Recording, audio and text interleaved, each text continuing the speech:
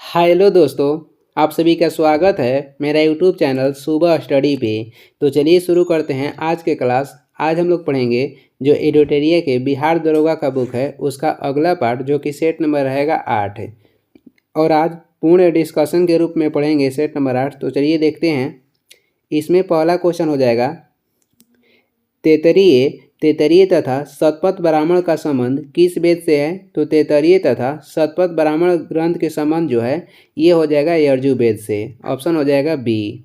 यजुर्वेद में गद एवं पद का उल्लेख मिलता है। यजुर्वेद में क्या मिलता है तो गद एवं पद का उल्लेख मिलता है। और शतपथ ब्राह्मण के संबंध कहेगा तो यजुर्वेद से हो जाएगा। गोपथ ब्राह्मण के संबंध कहेगा तो अथर्ववेद से हो जाएगा। और पंचवीस ब्राह्मण के संबंध हो जाएगा सामवेद से। सामवेद को भारतीय संगीत के जनक के रूप में जाना जाता है। पहली बार गोत्र शब्द का उल्लेख कहाँ मिलता है तो ये मिलता है ऋग्वेद में। 2 नंबर क्वेश्चन हो जाएगा, उर्बेला में भगवान बुद्ध को निम्न में से किस साधक से मुलाकात नहीं हुई थी। तो इसमें से नहीं हुई किससे तो रंपा से। ऑप्शन हो जाएगा डी। बाकी किससे हुई थी, महानामा से हुआ था, भादिया से हुआ था और वपा से हुआ था। भगवान बुद्ध के जो जन्म हुआ था ये हुआ था लुम्बिनी नेपाल में। और कब हुआ था तो 563 ईसा पूर्व में इनका जन्म हुआ था। इनकी मृत्यु हुई थी कुशीनगर में 463 ईसा पूर्व में इनकी मृत्यु हुई थी। और एक यहाँ पर छूट गया था क्वेश्चन, शतपथ ब्राह्मण में स्त्री को पुरुष का अर्धनंगनी कहा गया है या अर्धांगिनी कहा गया है। शतपथ ब्राह्मण में स्त्री को पुरुष का अर्धांगिनी कहा गया है। आगे देखेंगे 3 नंबर क्वेश्चन हो जाएगा। तीसरा है, रुद्र संप्रदाय के प्रतिपादक निम्न में से कौन थे। तो रुद्र संप्रदाय के प्रतिपादक थे बल्बाचार्य। ऑप्शन हो जाएगा सी। वैष्णव संप्रदाय के प्रतिपादक हो जाएंगे रामानुज। और विशिष्ट द्वैतवाद के प्रवर्तक रामानुज ही हैं। ब्रह्म संप्रदाय के प्रतिपादक कौन थे तो ये थे आनंद तीर्थ। 4 नंबर है, अशोक के किस शिलालेख में पशुओं के लिए चिकित्सा व्यवस्था का उल्लेख किया गया है। अशोक के किस शिलालेख में पशुओं के लिए चिकित्सा व्यवस्था का उल्लेख किया गया है तो ये किया गया है दूसरा शिलालेख में। ऑप्शन हो जाएगा बी। दूसरा शिलालेख में पशुओं और मनुष्य के चिकित्सा के बारे में यानी कि उसके व्यवस्था के बारे में उल्लेख किया गया है।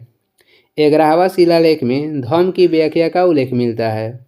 6ठा शिलालेख में कहेगा तो आत्मनियंत्रण शिक्षा का उल्लेख मिलता है।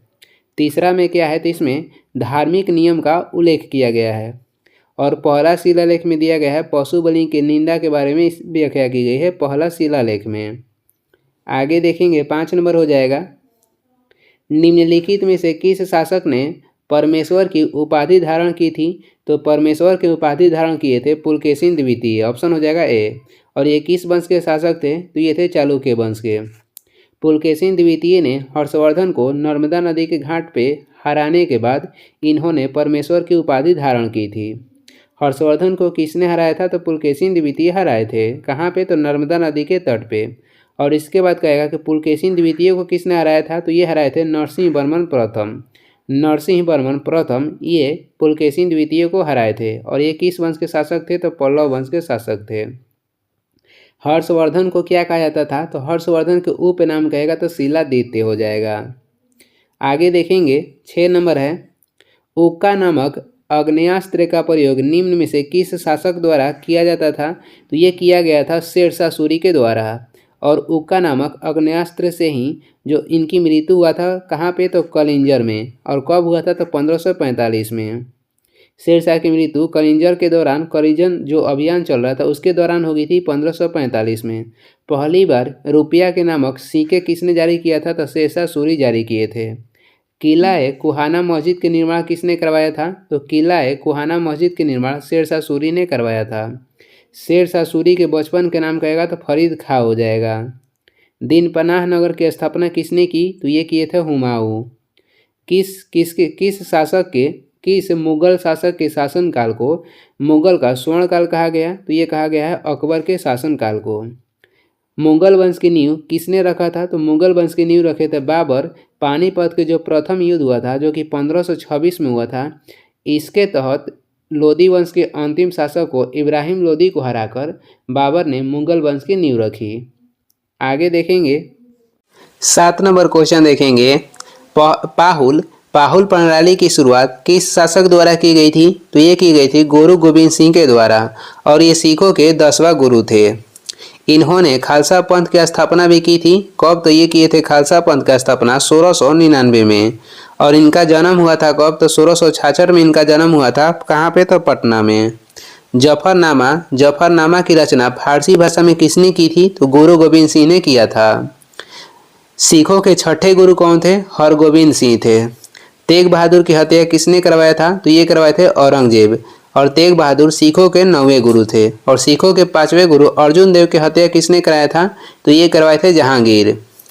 सिखों के 7वां गुरु कौन थे? तो ये थे हरिकिशन। 8 नंबर क्वेश्चन हो जाएगा बक्सर के युद्ध के संदर्भ में निम्न कथनों पर विचार करें और सत्य कूट का चयन करें, यानी सत्य कथन के चयन करें। तो देखते हैं बक्सर की लड़ाई केवल अंग्रेज तथा मीर कासिम के मध्य हुई थी, जो कि गलत है। बक्सर की लड़ाई अंग्रेज और एक तरफ से थे मीर कासिम, सुजाउद्दौला और शाह आलम द्वितीय। एक तरफ से थे अंग्रेज और एक तरफ से मीर कासिम थे, शाह आलम द्वितीय थे और सुजाउद्दौला थे। तो ये गलत है क्योंकि इसमें इधर से 3 व्यक्ति लड़े थे। दूसरा कथन हो जाएगा बक्सर के युद्ध के बाद मुगल सम्राट ने कंपनी को बंगाल की दीवानी और फौजदारी अधिकारी दे दिए थे, ये भी गलत है। बक्सर के युद्ध के बाद मुगल सम्राट ने कंपनी को बंगाल की केवल दीवानी दी थी, जो फौजदारी थी ये बंगाल के नवाब के हाथ में था। फौजदारी बंगाल के नवाब के हाथ में था। तो दोनों कथन गलत है, जिसे सुधार दिया गया है। तो इसमें से दोनों में से करेक्ट सत्य कथन को सत्य कूट कौन सा है? तो न तो एक है न ही 2। तो इसमें हो जाएगा ऑप्शन डी। जो बक्सर की लड़ाई हुई थी, बक्सर की लड़ाई में कह रहा है अंग्रेजों का नेतृत्व किसने किया था? तो ये किए थे हेक्टर मुनरो। बक्सर की लड़ाई में अंग्रेजों के नेतृत्व करने वाले थे हेक्टर मुनरो। 9 नंबर क्वेश्चन है सर्वोच्चता की नीति किसके द्वारा आरंभ की गई थी?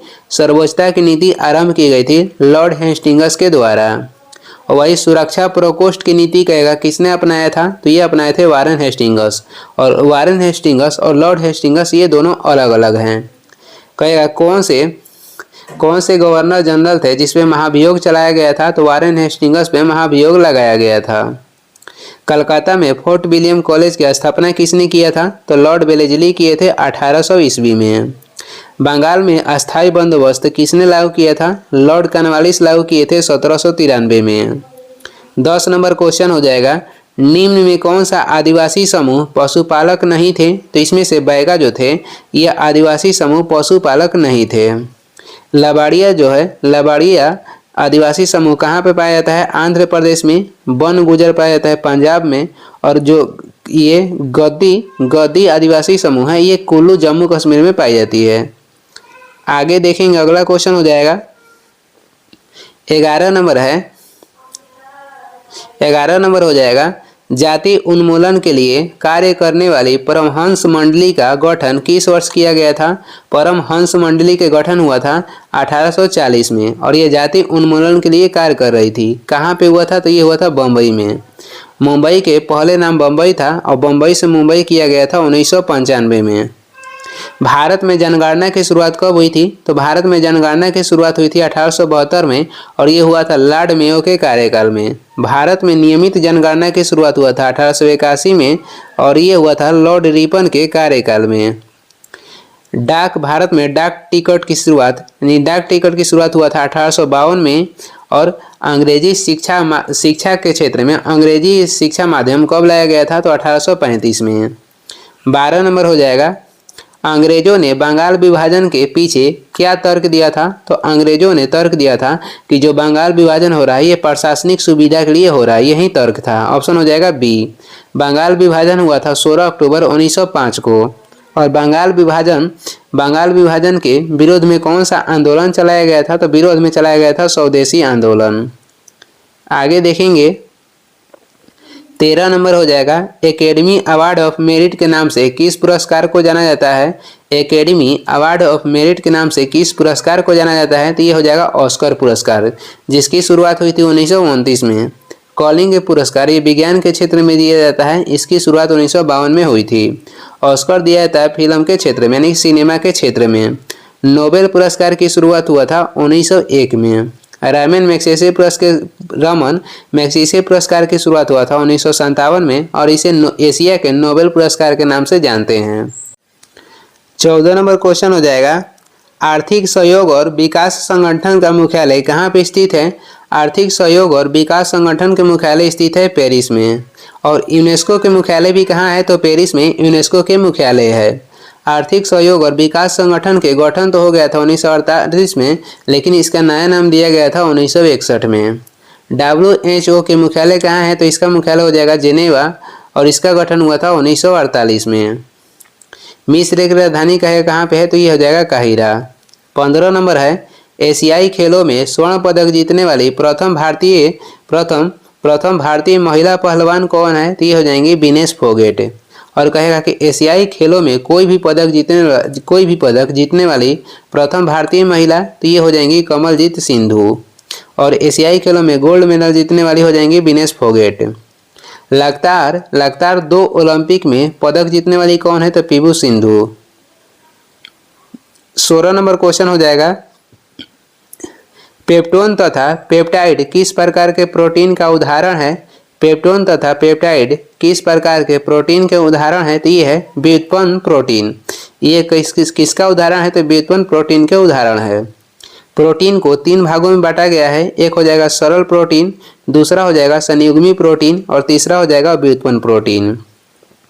क्रोमोप्रोटीन जो है ये संयुग्मी प्रोटीन के उदाहरण है और ग्लोब्यूलिन्स जो प्रोटीन है ये सरल प्रोटीन के उदाहरण है। 17 नंबर हो जाएगा, निम्न में से किस खेल से बंकर तथा मैलेट शब्द संबंधित है? बंकर तथा मैलेट शब्द संबंधित है पोलो से और एरिस रेल भी ये भी संबंधित है पोलो से। फ्री थ्रो शब्द किस खेल से संबंधित है? तो बास्केटबॉल से। आगा खा कब के संबंध हो जाएगा? हॉकी से।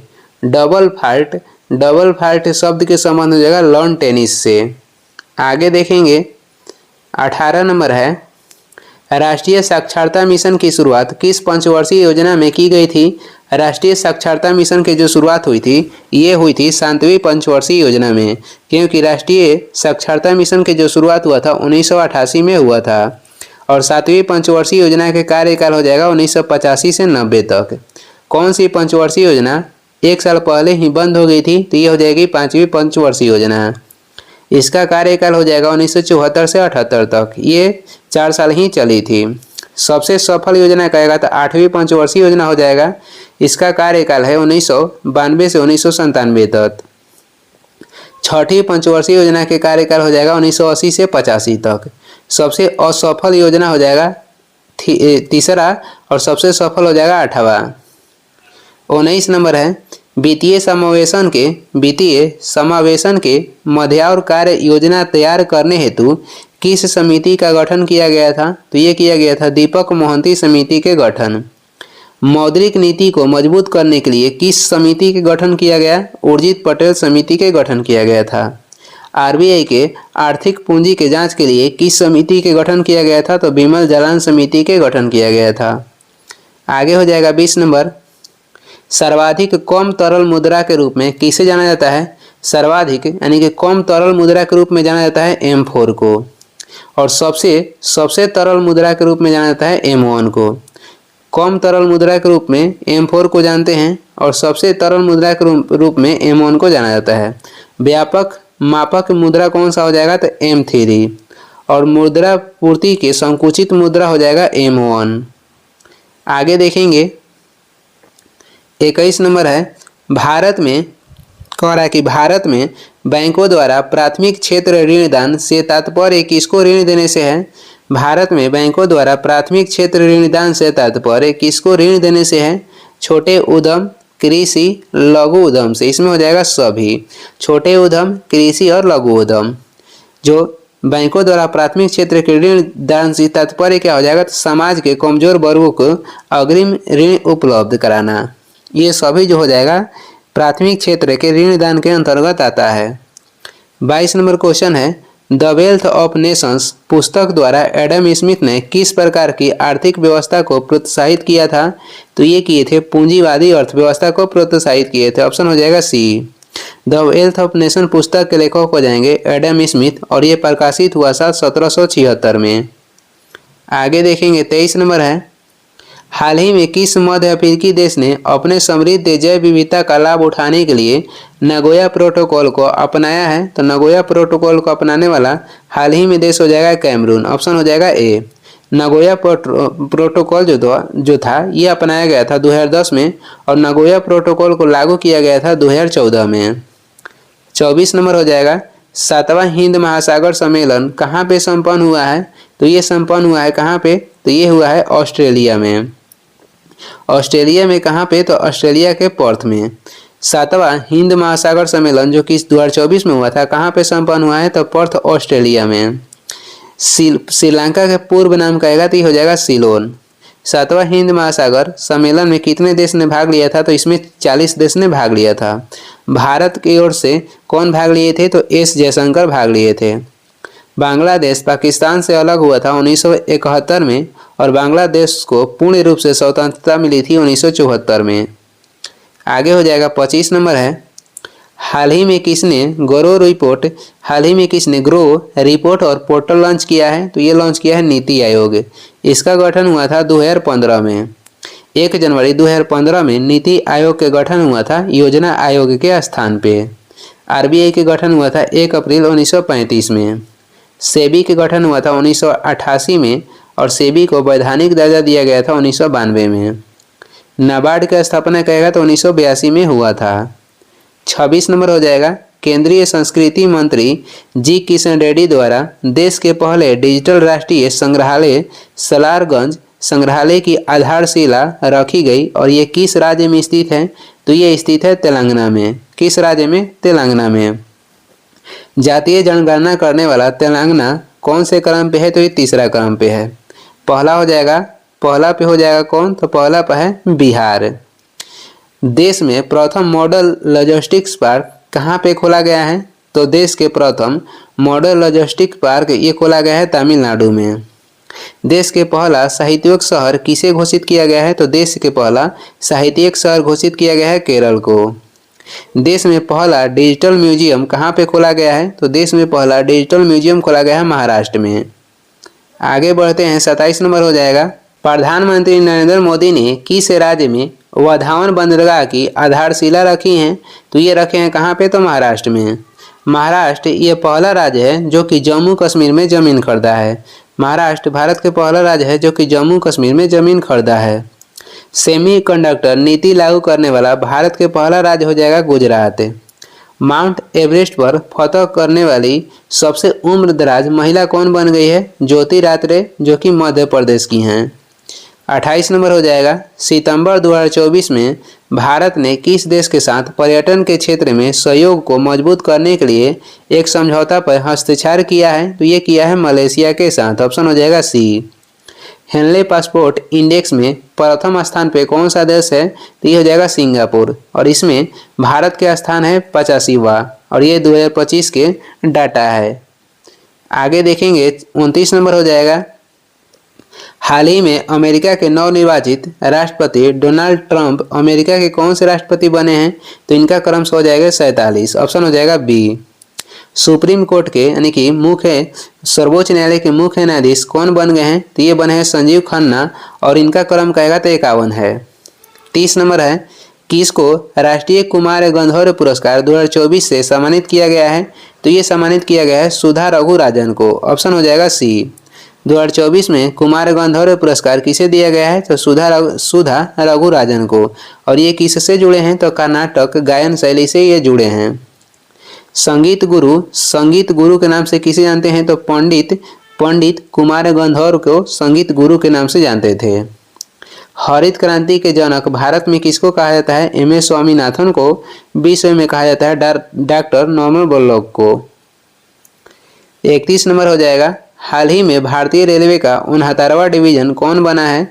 तो 69वां डिवीजन भारतीय रेलवे का बन गया है जम्मू रेलवे डिवीजन। ऑप्शन हो जाएगा ए। भारत में रेलवे की शुरुआत हुई थी 16 अप्रैल 1853 में और दूरी कितनी थी तो 34 किलोमीटर मुंबई से ठाणे के बीच। आगे बढ़ते हैं, अगला क्वेश्चन हो जाएगा 32 नंबर है। 17वें राष्ट्रीय फिल्म पुरस्कार में सर्वश्रेष्ठ फीचर फिल्म का पुरस्कार किस फिल्म को दिया गया है? 17वें राष्ट्रीय फिल्म पुरस्कार में सर्वश्रेष्ठ फीचर फिल्म का पुरस्कार किस फिल्म को दिया गया है? तो ये दिया गया है आटम फिल्म को। सर्वश्रेष्ठ अभिनेता का पुरस्कार किसे मिला है? तो ये मिला है ऋषभ शेट्टी को और ये मिला है कांतारा फिल्म के लिए। सर्वश्रेष्ठ हिंदी फिल्म का पुरस्कार कौन जीता है? तो ये जीता है गुलमोहर। 33 नंबर हो जाएगा। पेरिस पैरालंपिक 2024 में भारत के ध्वजवाहक कौन थे? तो पेरिस पैरालंपिक 2024 में भारत के ध्वजवाहक थे भाग्यश्री यादव और सुमित अंतिल। ऑप्शन हो जाएगा ए। पैरालंपिक में थे भाग्यश्री यादव और सुमित अंतिल।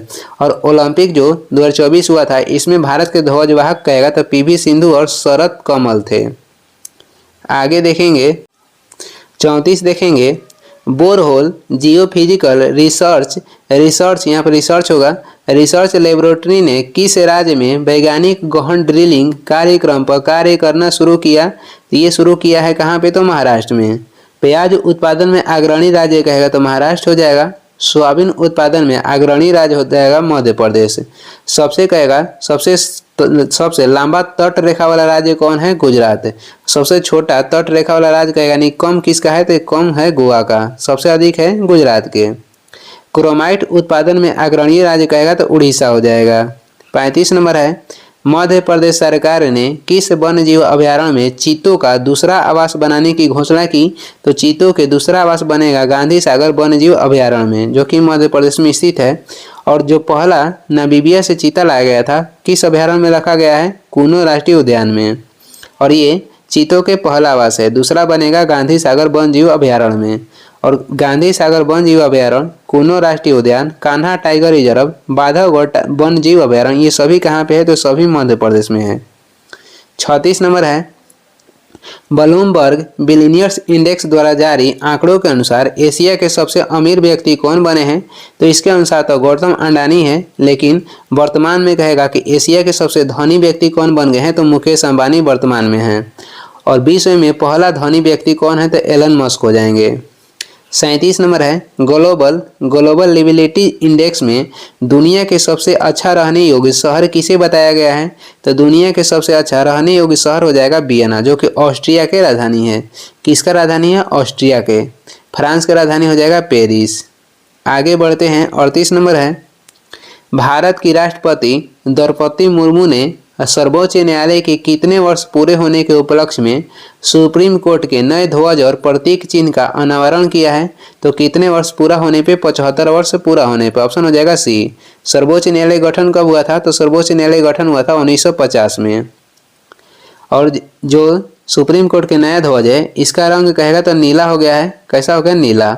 और इसमें किसका चित्र अंकित किया गया है? अशोक चक्र का, संविधान का और सर्वोच्च न्यायालय का। 39 नंबर हो जाएगा। बिहार का मुख्य सचिव किसे नियुक्त किया गया है? बिहार के मुख्य सचिव बन गए हैं अमृतलाल मीना। ऑप्शन है बी। 40 नंबर हो जाएगा। राष्ट्रीय अंतरिक्ष दिवस किस तिथि को मनाए जाने की घोषणा की गई है?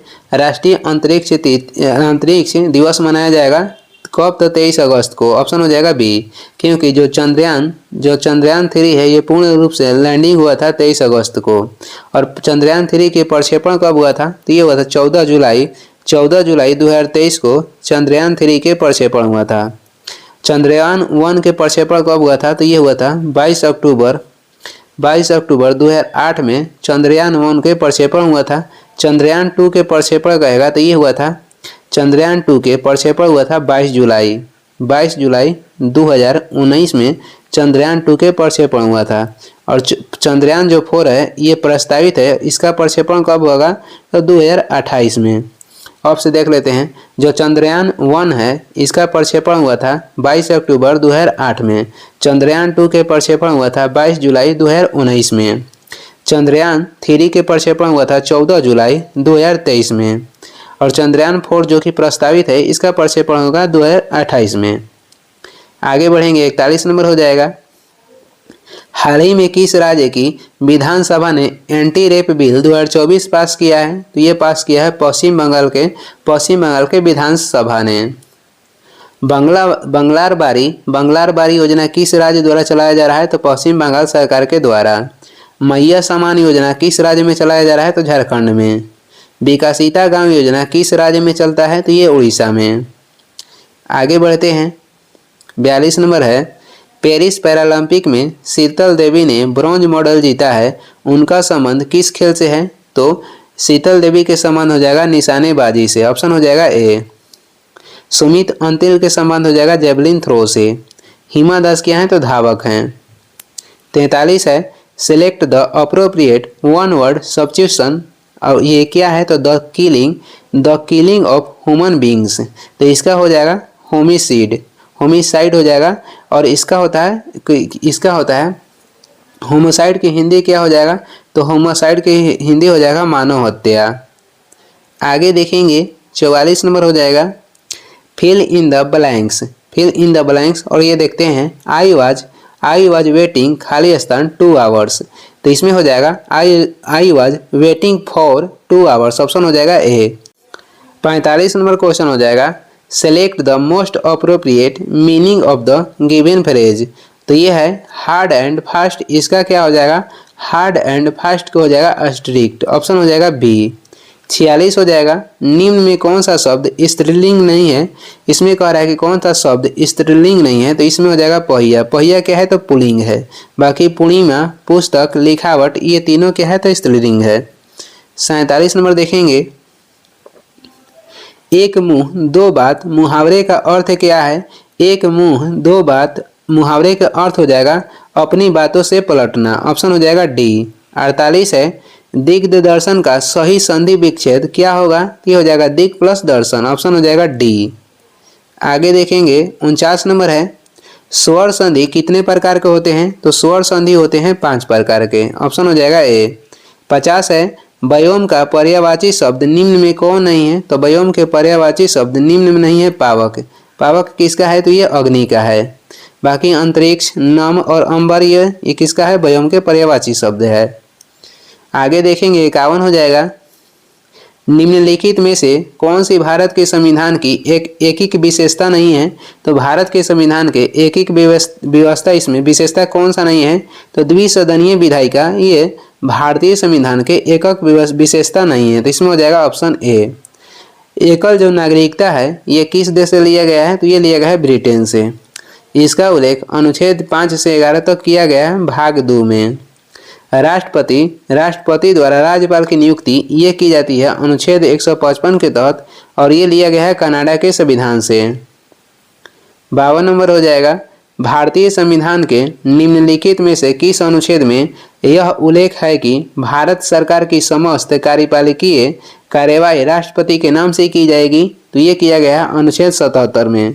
कह रहा है कि इसमें उल्लेख है कि भारत सरकार की समस्त जो कार्यपालिका कार्यवाही है ये राष्ट्रपति के नाम से की जाएगी, तो इसका उल्लेख अनुच्छेद 77 में मिलता है, ऑप्शन हो जाएगा बी। अनुच्छेद 89 के तहत उपराष्ट्रपति राज्यसभा के सभापति होंगे, और इसका उल्लेख अनुच्छेद 64 और 89 दोनों में किया गया है।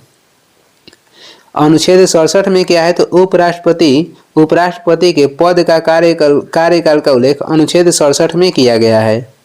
आगे बढ़ेंगे, आगे हो जाएगा 53 नंबर है, भारतीय संविधान के 89वीं संविधान संशोधन अधिनियम 2003 में निम्नलिखित में से किस आयोग की स्थापना की गई थी? 89वां संविधान संशोधन 2003 में राष्ट्रीय अनुसूचित जनजाति आयोग की स्थापना की गई थी, ऑप्शन हो जाएगा सी। पिछड़े वर्ग के लिए राष्ट्रीय आयोग का गठन हुआ था 1993 में। राष्ट्रीय महिला आयोग का गठन हुआ था 1992 में। भारतीय प्रतिस्पर्धा आयोग का गठन हुआ था 2003 में। 54 नंबर देखेंगे, भारतीय संविधान में उल्लेखित निम्नलिखित में से कौन सा कथन धर्म की स्वतंत्रता के आधार के संबंध में असत्य है? तो धर्म के स्वतंत्रता के अधिकार के संबंध में असत्य कथन हो जाएगा इसमें उल्लेख है कि राज्य का अपना धर्म होता है, जो कि गलत है। राज्य का अपना धर्म नहीं होता है, ऑप्शन हो जाएगा डी। बाकी जो कथन सत्य है उसे देखते हैं। बाकी जो ABC जो कथन है ये सत्य है उसे देख लेते हैं। धार्मिक मामलों के प्रबंध धार्मिक मामलों के प्रबंधन की स्वतंत्रता प्रदान करता है। यह उपासना करने की स्वतंत्रता प्रदान करता है। इसका उल्लेख अनुच्छेद 25 से 28 में किया गया है। ए बी सी कथन जो है सही है, इसमें तो असत्य था डी।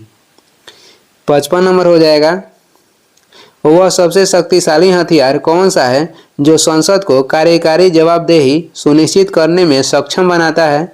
वह सबसे शक्तिशाली हथियार कौन सा है जो संसद को कार्यकारी जवाबदेही सुनिश्चित करने में सक्षम बनाता है। तो ये हो जाएगा अविश्वास प्रस्ताव। ऑप्शन हो जाएगा बी।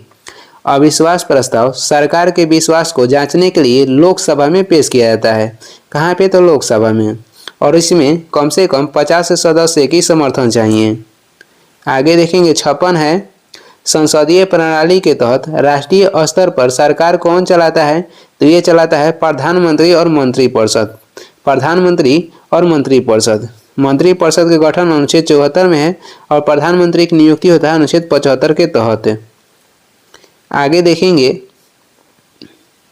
भारत के राष्ट्रपति संसद सदस्यों के निर्भरता के प्रश्न पर किसके परामर्श से निर्णय लेते हैं।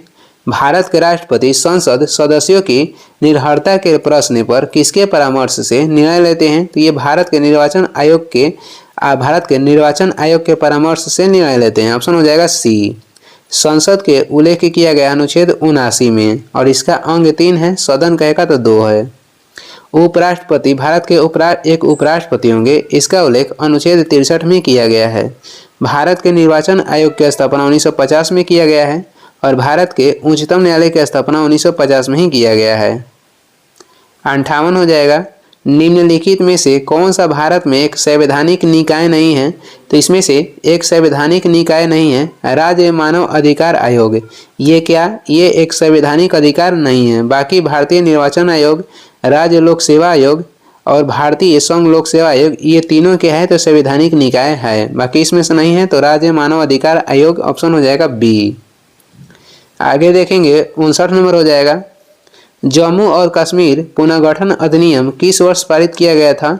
जम्मू और कश्मीर पुनर्गठन अधिनियम पारित किया गया था 31 अक्टूबर 2019 को, और जम्मू कश्मीर को अब 31 अक्टूबर 2019 को केंद्र शासित प्रदेश घोषित किया गया था। एक हो जाएगा जम्मू और एक कश्मीर। 60 हो जाएगा, प्रथम गणतंत्र दिवस परेड निम्नलिखित में से किस वर्ष आयोजित की गई थी। प्रथम किया गया था 1950 में, जब 26 जनवरी 1950 को संविधान सभा लागू हुआ था, उसके उपलक्ष्य में।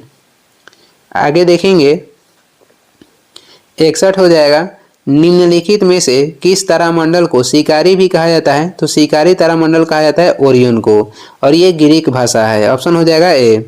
अहंकारी और घमंडी तारामंडल किसे कहते हैं। तो कैसियोपियो को कहा जाता है।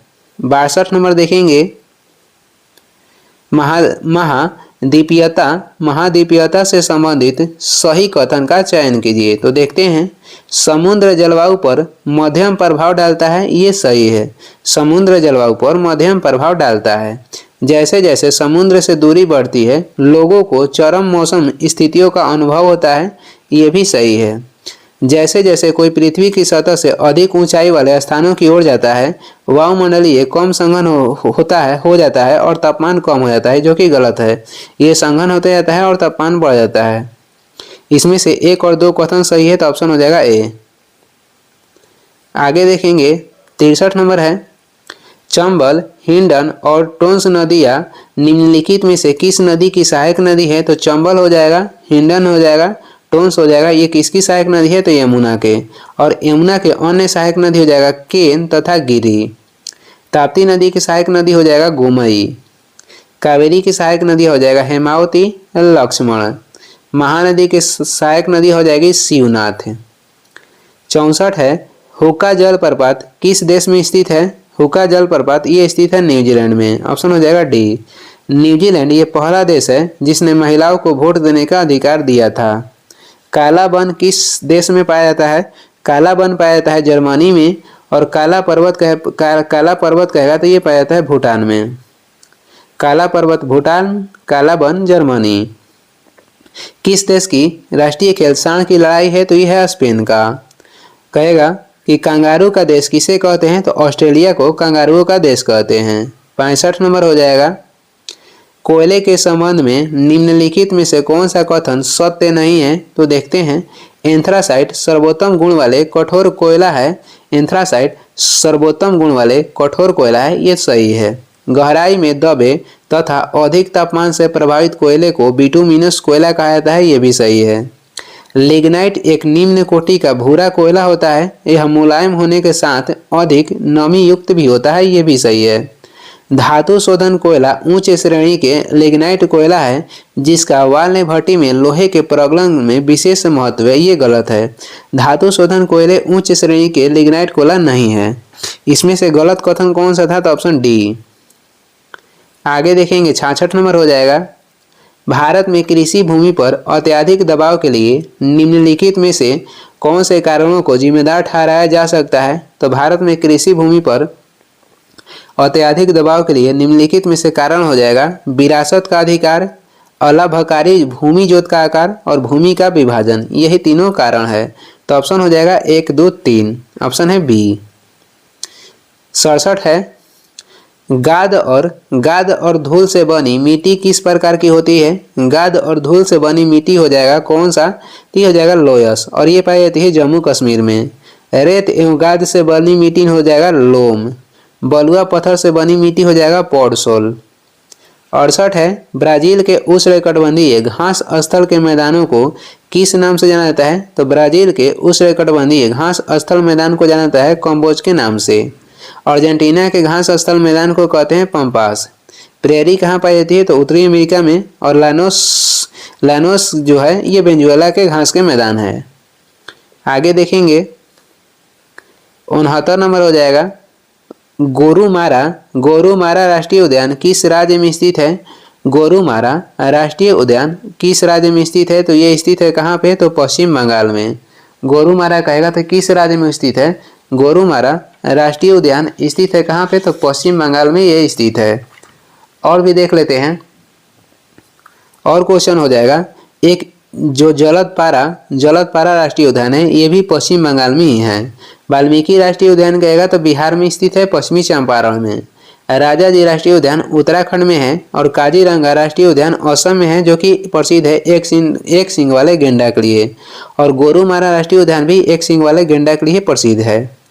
70 है। भारत में हवाई परिवहन निम्नलिखित में से किस वर्ष शुरू किया गया था?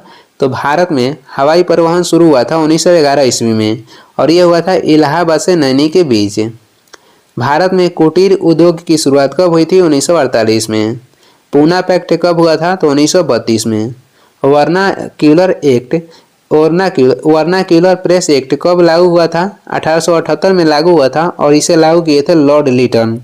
वर्नाक्यूलर प्रेस एक्ट को 1882 में समाप्त किसने किया था? तो लॉर्ड रिपन समाप्त किए थे। लागू लॉर्ड लिटन किए, समाप्त लॉर्ड रिपन किए। 71 है। निम्नलिखित में से कौन सा श्वेत प्रकाश का उदाहरण है? तो इसमें से श्वेत प्रकाश का उदाहरण हो जाएगा बहुरंगी प्रकाश, और इसका उदाहरण हो जाएगा सूर्य के प्रकाश। लेजर किरण पुंज ये किसका उदाहरण है? तो मोनोक्रोमेटिक प्रकाश के उदाहरण है। निम्नलिखित में से कौन सा श्वेत प्रकाश का उदाहरण है? तो बहुरंगी प्रकाश। ऑप्शन हो जाएगा डी। 72 है।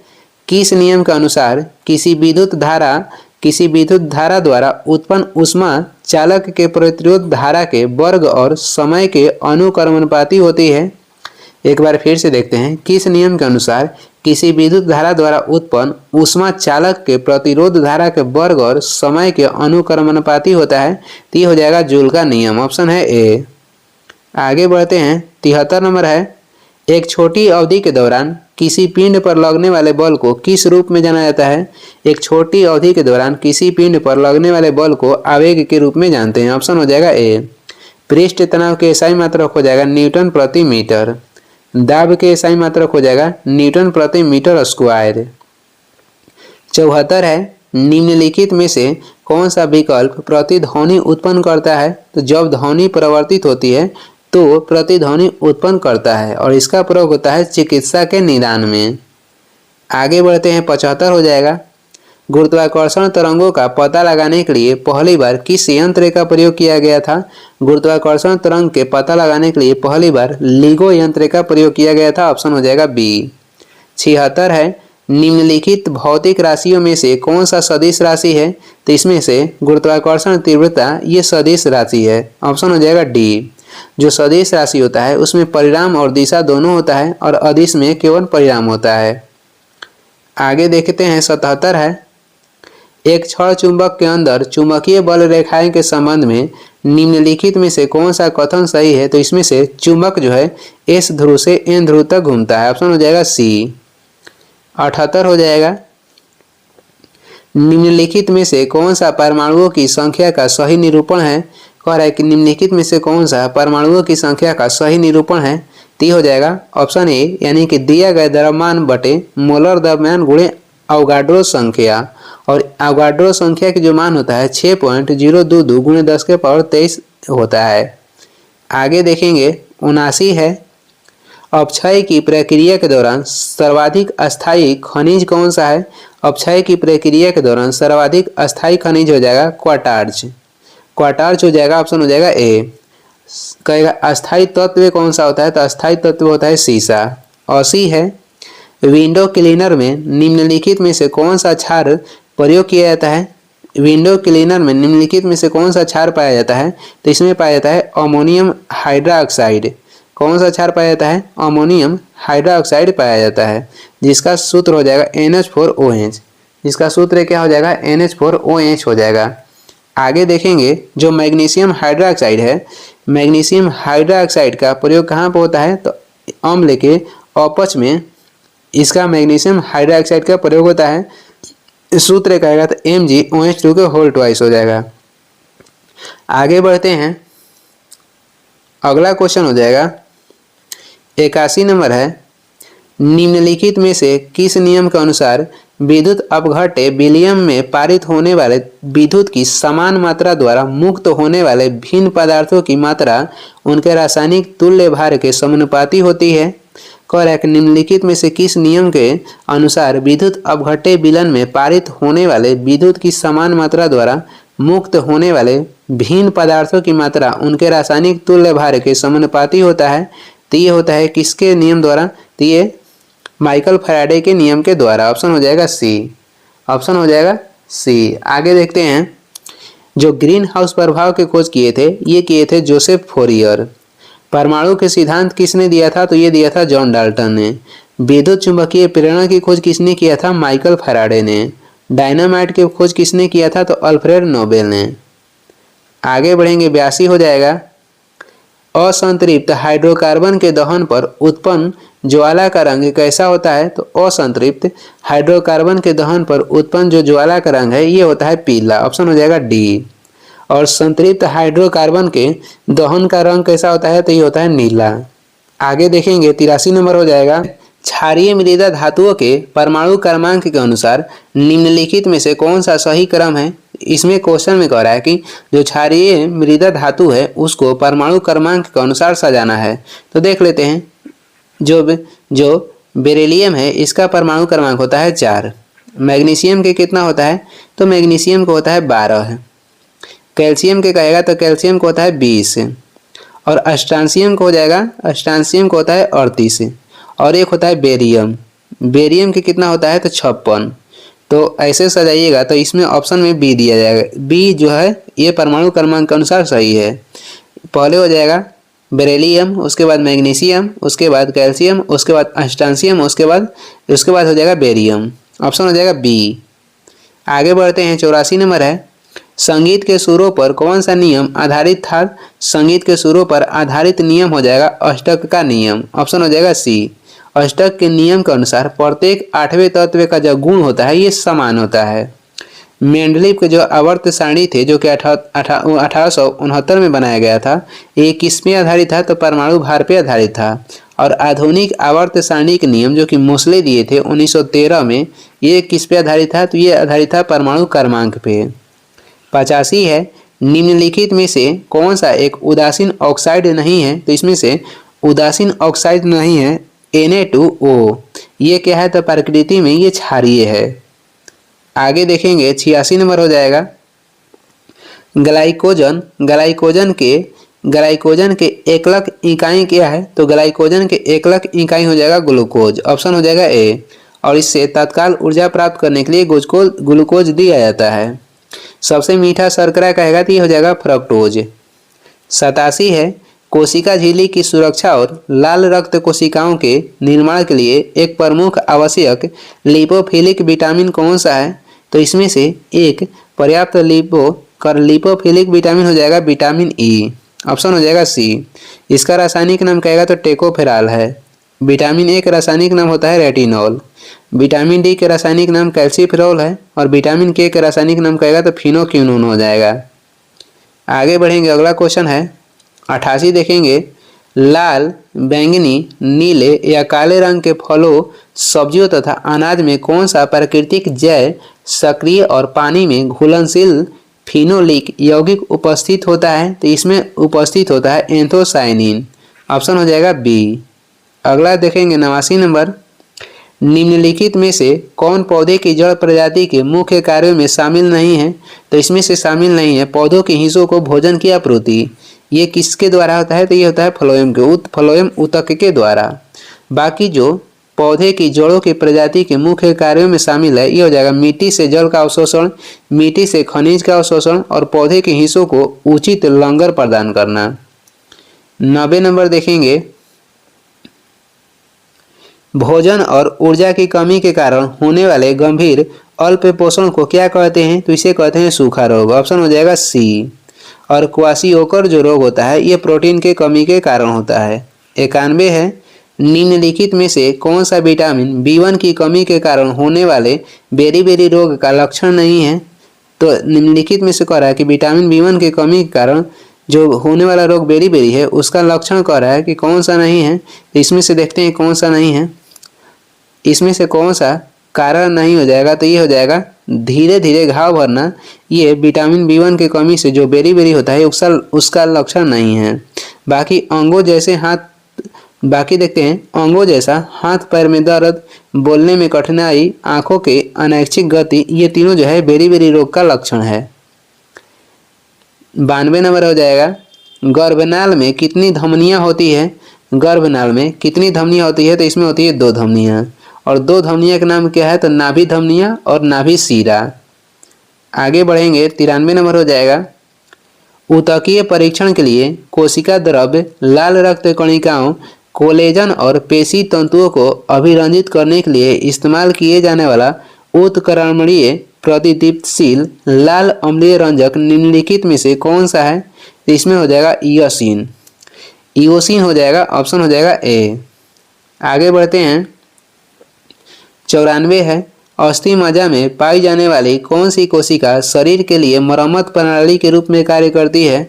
अस्थि मज्जा में पाई जाने वाली कौन सी कोशिका शरीर के लिए मरम्मत प्रणाली के रूप में पाई जाती है यानी कार्य करती है? तो ये हो जाएगा मूल कोशिकाएं। ऑप्शन हो जाएगा डी। 95 है, निम्नलिखित में से कौन सा अस्थायी ऊतक की विशेषता है? निम्नलिखित में से कौन सी अस्थायी ऊतक का विशेषता है? तो ये हो जाएगा अंतरकोशिकीय रिक्तियां मौजूद। ऑप्शन हो जाएगा सी।